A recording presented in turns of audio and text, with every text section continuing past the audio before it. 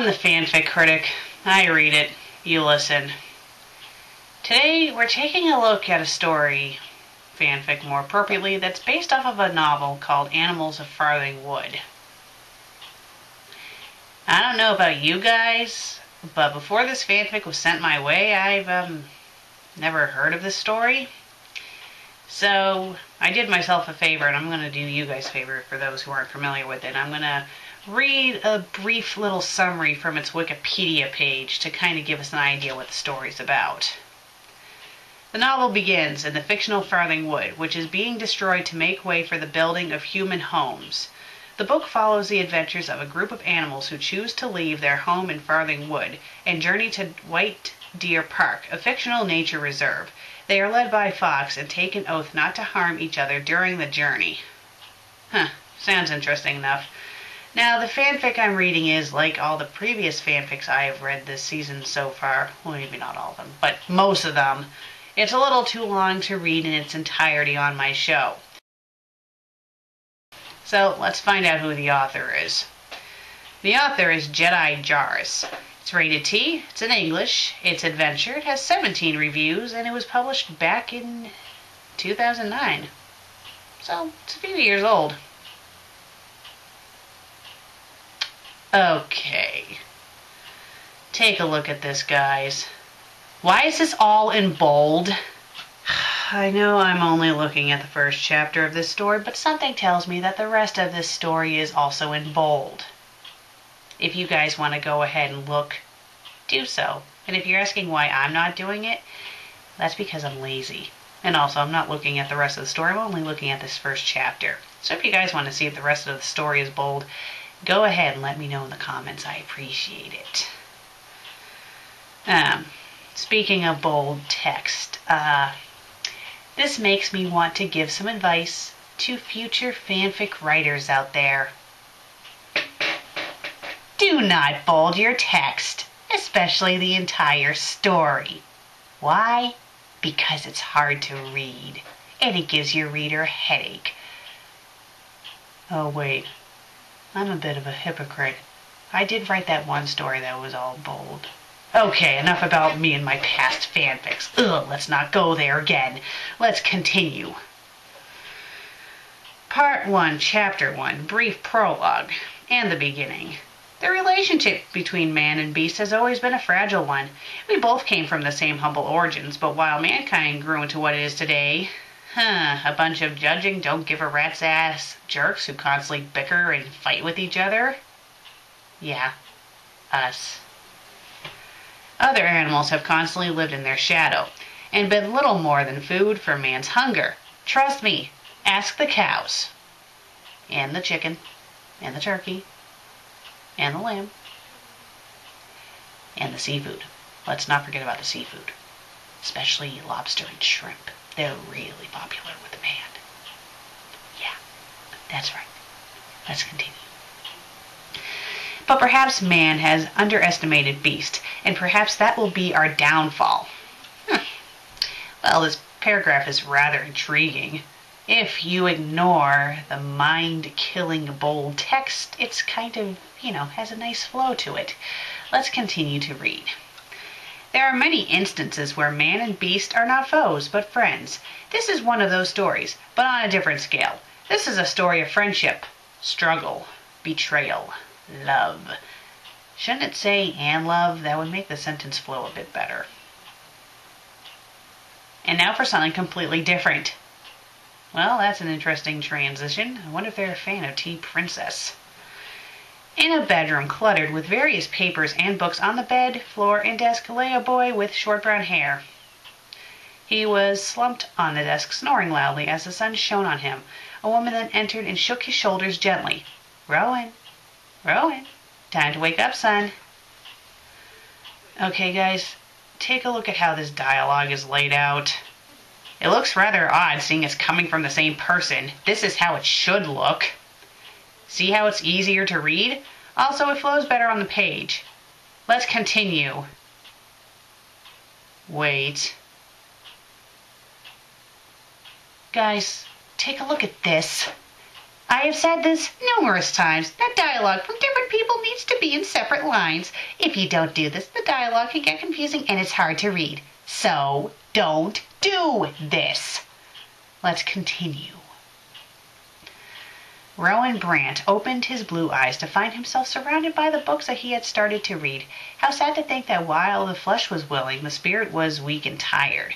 He looked up to see his mother smiling with her olive green eyes at him. So her eyes can smile?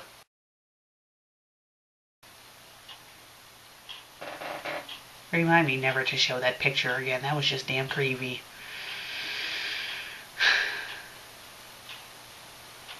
It's 9 o'clock in the morning and your father's already at work.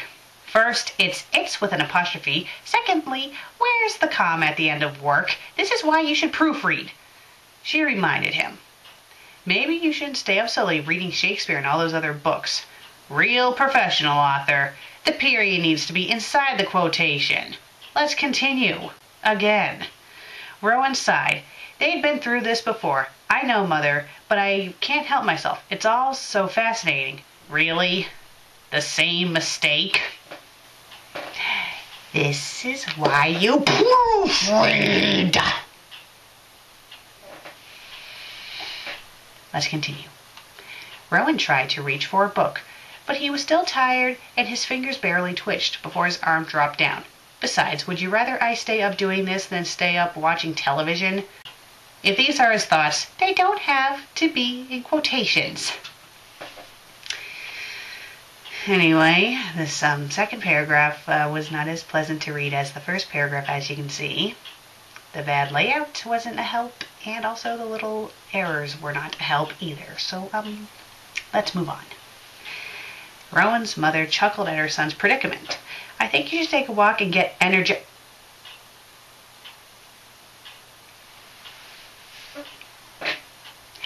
This is how they spell energized. That's not how you spell it! Let's read the sentence again with the correct spelling. I think you should go take a walk to get energized and clear your mind. Anyway, you've read those books so many times, I'd be surprised if you couldn't read them in your head by now. Rowan nodded, thinking the same thing. After he changed from his pajamas.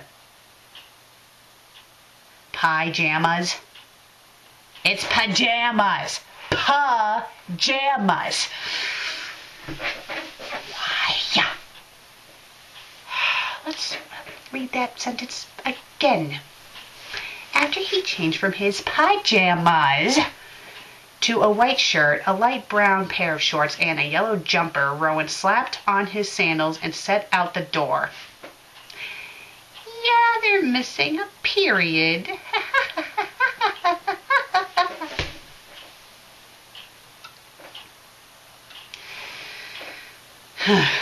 Well, I think it's safe to assume, guys, that I'm getting a little frustrated with this story. And taking a quick glance at the next paragraph, as I just did, something tells me that the next paragraph's not going to be much better. So for those who are reading on, you know what I'm talking about. So let's continue to read this lovely little story. Even though the people in town lived so close together, they generally didn't bother each other. Okay, you need a comma in that last sentence. There was the occasional quarrel. I said that wrong. Quarrel? I can't speak tonight. You know what? I don't care. The story can't speak, so whatever. But they were usually over before the week was over. Say the week is out. It flows better. Rowan worked his way across the street until he reached the edge of town. So that other few lines was kind of pointless. Why couldn't it just said Rowan worked his way across the street? Why did he have to mention the neighborhood? Did he interact with any of the neighborhood? No, so it didn't make much sense. You didn't need that there. Whatever, let's continue. Beyond the fences, there wasn't much to see, but seeing as this was a Saturday morning, Rowan decided to wander a bit further. If I get back in time, Mom won't be suspicious. After a minute or two, he came across what seemed to be a large park. Rowan marveled. You spelled marveled wrong at the sight of it. What he wouldn't give to get a look around that place. Well, why not, he thought. Well, maybe because of the barbed wired fencing. Piece of cake. Not only did the author put the protagonist's thoughts in the quotations again, they repeated the period outside of the quotation again. Guys, grammar like this is sloppy. And let's not forget, the bold text also makes it sloppy and hard to read. So just don't do this. Let's continue to read. Rowan thought as he slipped don't you mean off, his backpack and carefully slipped through the wires. He then made his way down to the trees, trying not to be seen in case there was anything in there that might think of eating him. I think I'm going in circles. These trees all look the same, Rowan said, almost wishing he had taken his backpack with him. At least he kept his water bottle in there. Wait, what's that? If you have a question mark, you don't need the damn comma.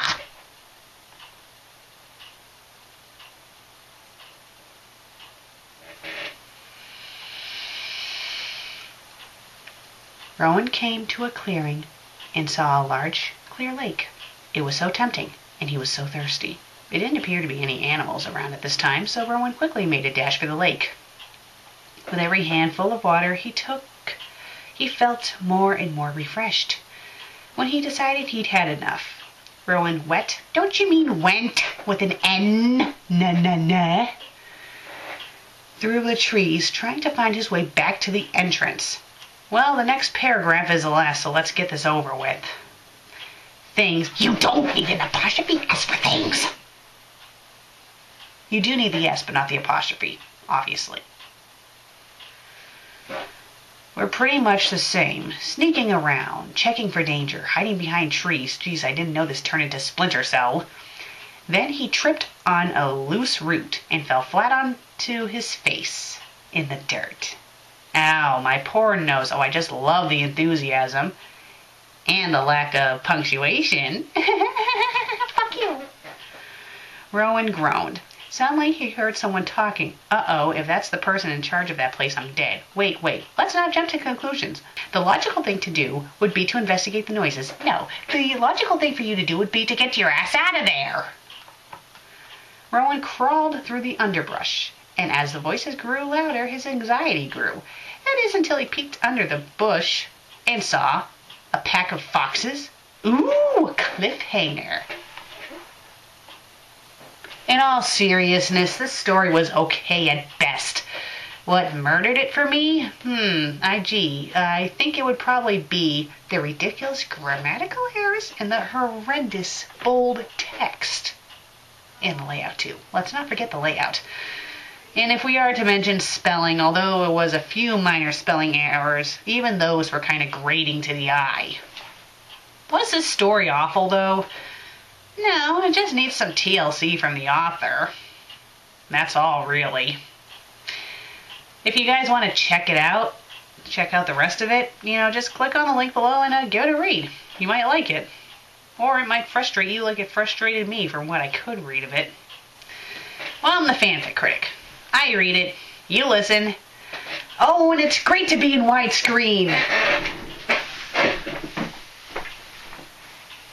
Hey, for 1 second, turn off my light and you'll fade to black.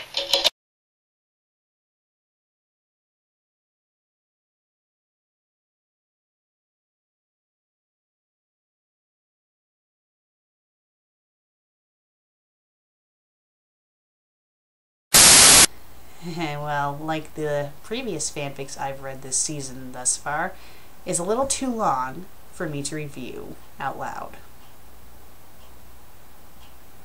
I fucked up. I have blooper.